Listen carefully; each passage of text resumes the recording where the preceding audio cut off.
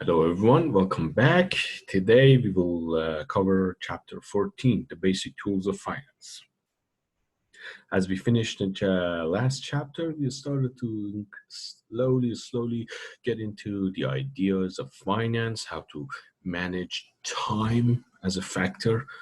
Before this, we had only supply and demand. These two will meet, people would sign deals, but we all heard the term time is money.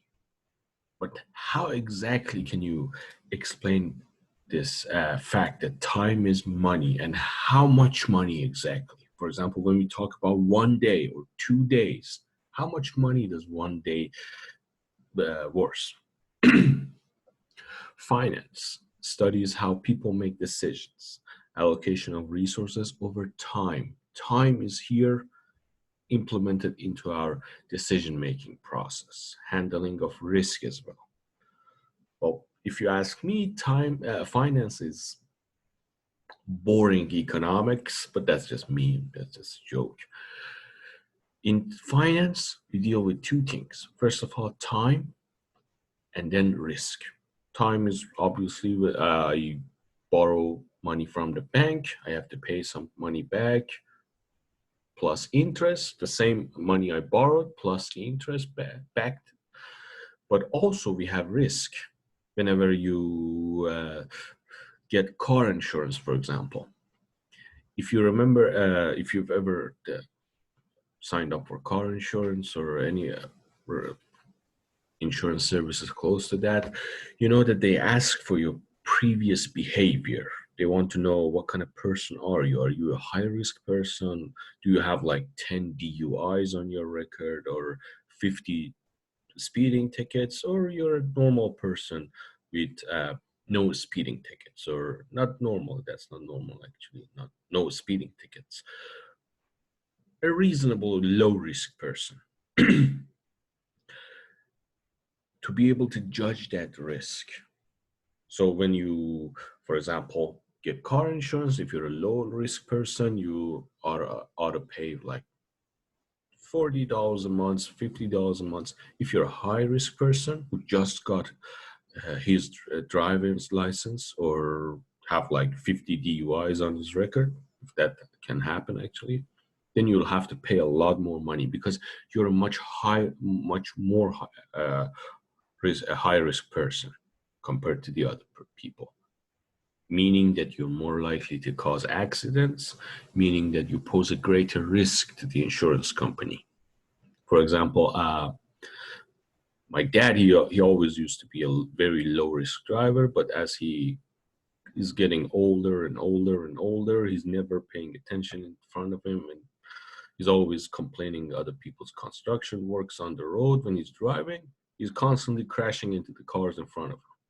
So one insurance company actually told him after around like 20 years that, you know what, sir, we're done working with you. Thank you very much. Take your business elsewhere, because he had all the years accumulated and he was having this huge discount.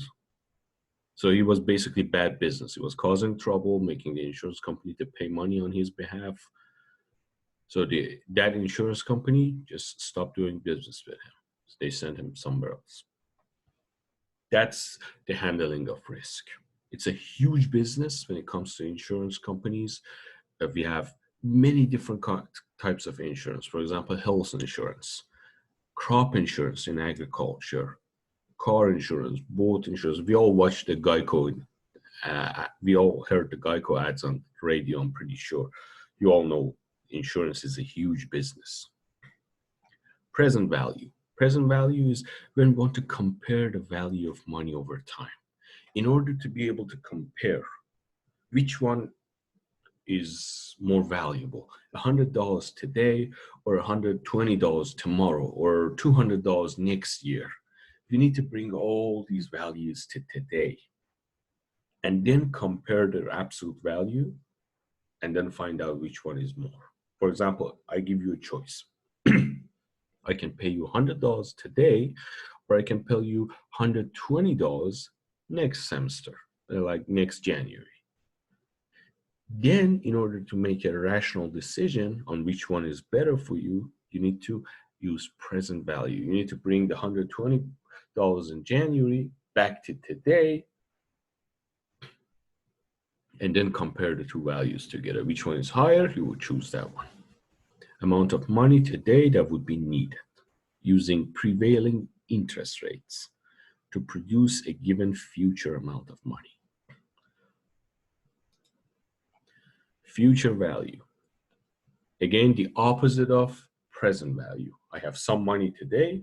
A friend of mine would say, okay, I'm going to start a new business. I know that you have $10,000 saved. If I borrow this money from you, if you lend it to me, how much will you want back in 2 years after my business is making profits? How much money do you want back? Then I would use the future value of my money. Again, using the same method, just the opposite. But using interest rates, I would say, okay, what if I don't give you this money? We're going back to the concept of opportunity cost. What if I don't give you this money? What's the next best thing I could do with this money? I could put it in a bank, or I could invest it in a bond or something like that, and then make certain interest income from this money. That interest income is the next best thing that can happen to me with that money.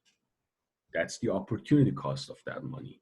Therefore, if you remember from our discussions on supply and demand, opportunity cost defines as the price of something. The price of something is what you need to give up to be able to get it. The price of money is the opportunity cost of not having that money. Therefore, in order to use a future value and present value, we need the price of money. Price of money deals with time. That's the interest rate. Amount of money in the future that an amount of money today will yield, given prevailing interest rates. Again, I'm asking myself, what's my next best option? That's the prevailing interest rate. I could be living in a country with very high inflation rate, very high interest rates, or I could be living somewhere with very low interest rates, or I could actually have a different interest rate than other people. For example, certain businesses, they deal with certain different interest rates. Especially, we're going to come back to this in chapter 17 and 18, when banks are lending money to each other.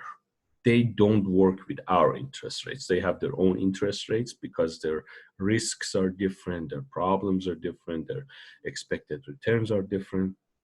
So this is what decides the future value and present value, the interest rate. Compounding. Accumulation of a sum of money. Interest earned remains in the account to earn additional interest in the future. Compounding is basically when you don't touch your money. You put your money in the bank, and then next year you'll get, let's say, 10% interest rate, a 10% interest income on your money. You put $1,000 in your bank account. After 1 year, the bank pays you $100 as interest paid for using your money in the time being. But at the end of the year, you don't touch that money. Next year, the money that's getting interest will not be the 1,000. Will be the 1,000 that you had before, plus the $100 that you put in the bank account after that. That's the compounding effect. It gets bigger and bigger and bigger. Same goes for when you owe money to someone. If you owe money to the bank and you don't pay them, then they may start charging interest on the interest that you owe them, and it gets easily out of control. If you put $100 in the bank account today, how much will it be worth in N years? Let's see.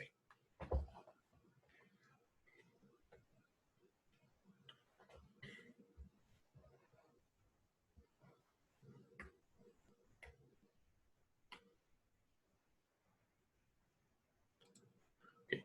We have $100 today. That's what we have today. $100 at an interest rate equal to R.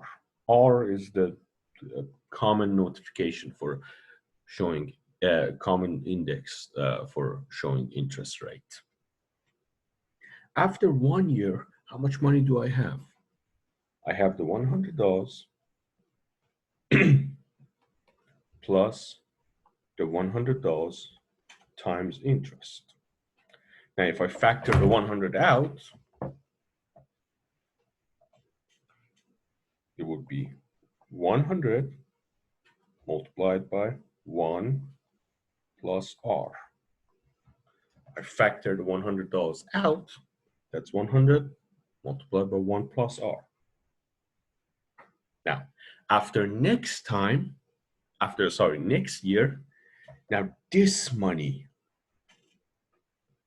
will get that interest rate, not the 100. The 100 is enjoying it added interest, so the whole thing will now be interest, get another interest. So it will again enjoy the same argument. This would be plus 100 multiplied by 1 plus R multiplied by R. You factor the 100 out one more time, it would be 100 1 plus R multiplied by 1 plus R. Or in other words, 100 multiplied by 1 plus R by power 2. Come on. 2 here. Yes, I could do it. Okay, 100 multiplied by 1 plus R power 2. If you look here, you can see your 100 is your initial money, the money that you started with, and 2 is after 2 years, the number of years. So basically what you have here is this. Your initial money multiplied by 1 plus interest rate times n. You could try this on your own for 3 years, 4 years, 5 years. You could always factor the previous amount out, and you will have 1 plus R, which is multiplied one more time, and you'll end up with this formula. This is finance. This is like 50% of finance. Again, I'm being not fair to folks who study finance, but I'm an economic guy. I should be able to make fun of other majors. So, one more time, we have our initial money. This 1 here, it represents that initial money, which is getting interest every year. And this R here, it represents the interest that is added to that money. This times n, power of n, it means every year that is being compounded and compounded and compounded after one another. So what we have here, 1 plus R times 3 after 3, power 3 times 100 after 3 years, 1 plus R times n after multiplied by 100 after n years. How much money would you have to deposit in a bank right now to yield $200 in n years? Now, we're going backwards today. This time, we're going backwards. This time, we have our end result. In our previous example, we had the future value. We had the $100 today. We wanted to see after n years how much money we'd make. This time, the same formula, but we use it backward. As you can here, you can see, let's say our present value was P multiplied by 1 plus R times n equal our future value. Now we have our future value. We want to find this person, this P. Therefore, our P would equal to F divided by 1 plus R times n. This is again the most basic, the father of everything in finance. This is the basic, the fundamental, the everything. Make sure you don't need to memorize this formula on the exam. You need to be able to find it. You need to be able to work with it. This is another core fundamental for you formula. You need to know this one. Because if I want you guys to have two things from this class in your future, one is the GDP and our discussions on GDP and a few stories on trade, why trade is good, why trade is bad, supply, demand, everything, economics. And the other one is this formula. This is very important. It comes, you become useful in your personal life, in your decision-making process, everything. You need to be able to understand how this formula works to be able to manage your money. Now, when you go forward and you have your money today and you want to know the value of it in the future, it's called compounding. When you go backward, when you have your money in the future, you want to find out how much money does it worth today, it's called discounting. Discounting and compounding, very important in decision making, in policy making, not only in your personal decision makings, but also in government and high level policy making decisions. For example, one of the most important decisions that we face today as species is how to deal with climate change. When you want to deal with climate change, you have two options. You can either continue to pollute and produce and uh, emit carbon into the atmosphere so that that the climate keeps changing and getting warmer and warmer and warmer, or you could stop producing. But each one of these decisions have a cost. That cost will be more felt in the future. Not for us today, but future generations. You still get to enjoy life. We will have enough oxygen, but 5 generations from now, those guys could be in trouble. So, for example, right now, the most important argument is how to find the value of our current pollution for future generations. When we want to make decisions for them, one option is say, hey, those guys aren't even born yet, let them deal with their own problem. The other approach is that, well, we are kind of responsible. The other approach is to use the economic and financial way. Let's say we are responsible, but let's discount our responsibility. Let us consider how much we need today. We don't know, those guys may need clean air much less than we do.